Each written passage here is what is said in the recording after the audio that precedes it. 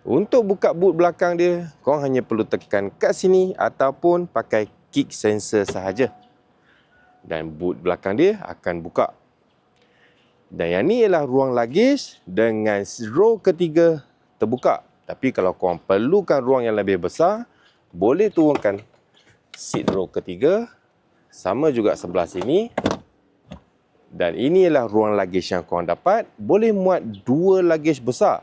Tapi kalau korang perlukan ruang yang lebih besar, kat sini ada button elektronik untuk korang turunkan seat macam ni.